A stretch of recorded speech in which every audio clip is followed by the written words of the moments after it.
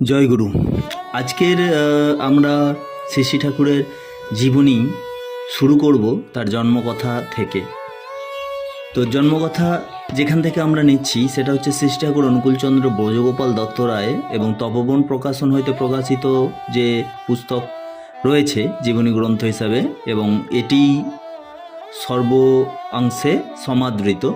এই ব্রজগোপাল দত্ত রায় শ্রী ঠাকুর অনুকূলচন্দ্রের জীবনী পুস্তক থেকে আমরা শুরু করছি।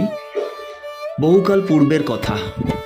একদা মধ্যাহ্নকালে দীর্ঘকায় সৌম্যকান্তি জটাজুটোধারী এক প্রবীণ সন্ন্যাসী আসিয়া শিবচন্দ্রের গৃহে অতিথি হইলেন। বাড়িতে প্রবেশ করিয়াই তিনি বালিকাবধূ মনমোহিনী দেবীর হাতে সেবা গ্রহণের ইচ্ছা প্রকাশ করিলেন। মনমোহিনী দেবীর সশ্রদ্ধ সেবা যত্নে পরম পরিতোষ লাভ করিয়া সন্ন্যাসী ঠাকুর বিদায় হইলেন। যাত্রাকালে তিনি আভাসে বলিয়া গেলেন, এই পরিবারে একমাত্র পুত্রের মৃত্যু হবে ও এমন এক শক্তিমান পুরুষের জন্ম হবে যিনি নিজ চরিত্র বলে বহু লোকের অধীশ্বর হবেন ও জগতের মহামঙ্গল সাধন করবেন।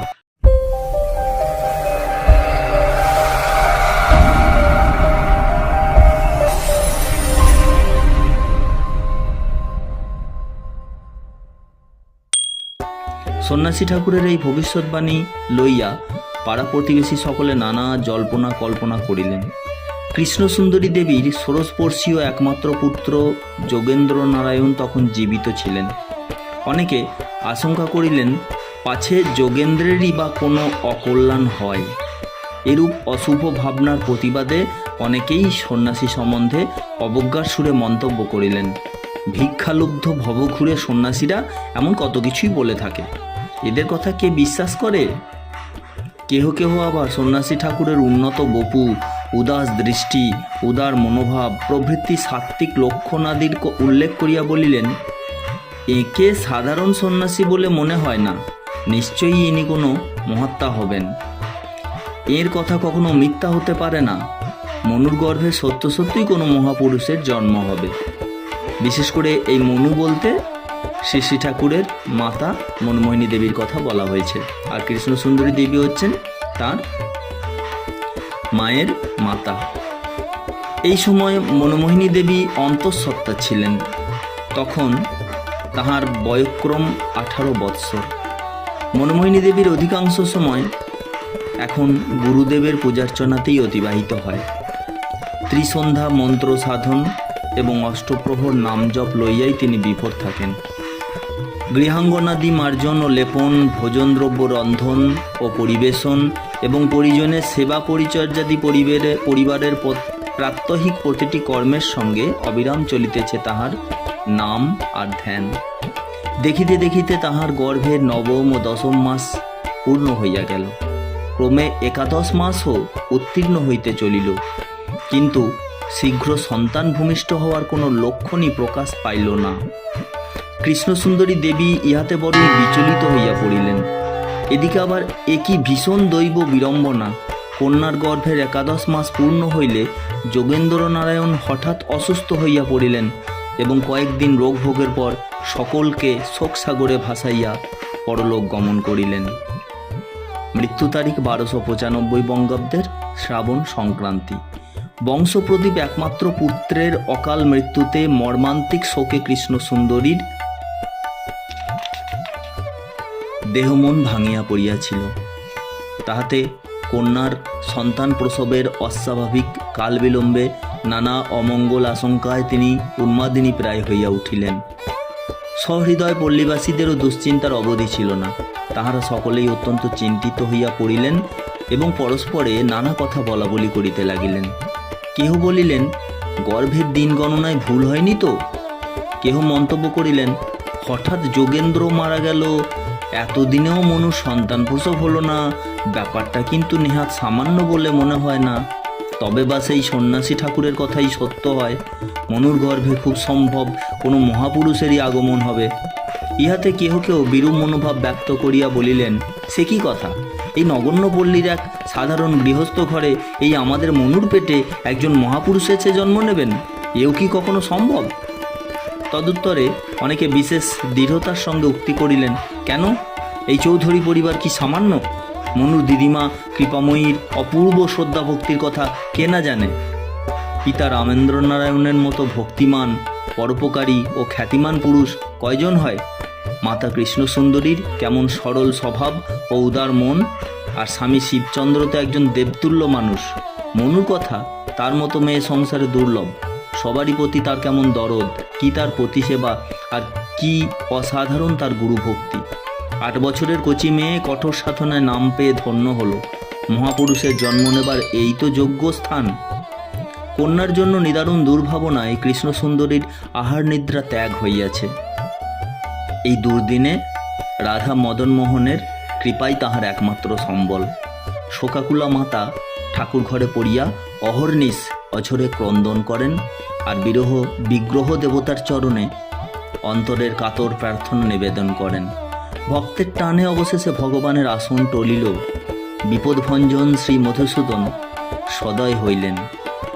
দুঃখ রজনীর ঘনান্ধকারের অবসানে কৃষ্ণসুন্দরীর ভাগ্যাকাশে সুখ সূর্যোদয়ের শুভ সূচনা দেখা দিল। উষা আগত প্রায়।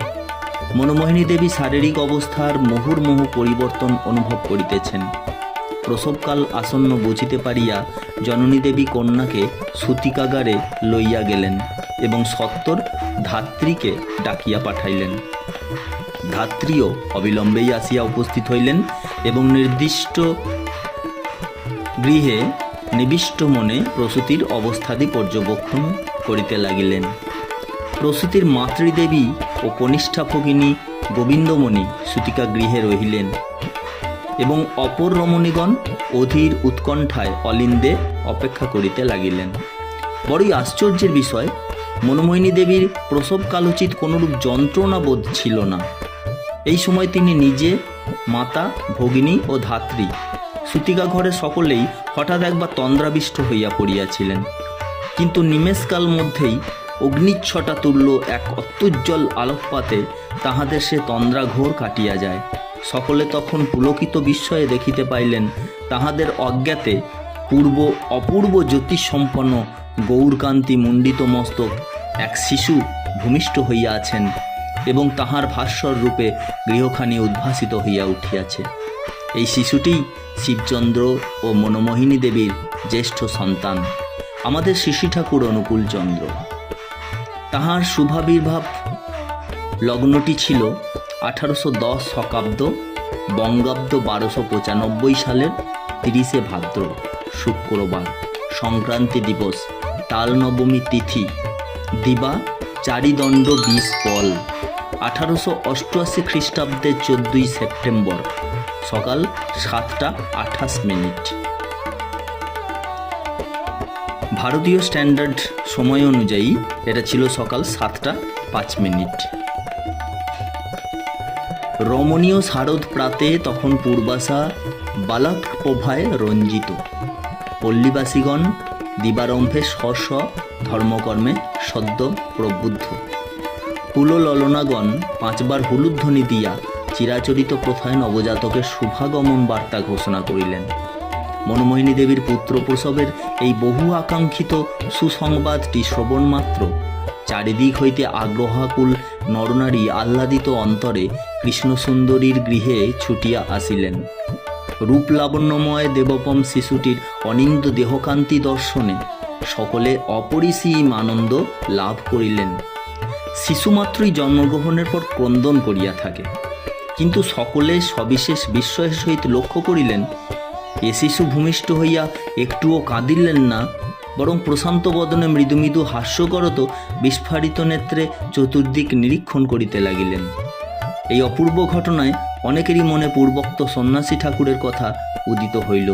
তাহার ভবিষ্যৎবাণীর যথার্থতা সম্বন্ধেও তাহারা এইবার পূর্বাপেক্ষা আরও অধিক আস্থাবান হইলেন এবং মনে মনে ভাবিলেন, তাহলে এ শিশু নিশ্চয়ই সামান্য নহেন।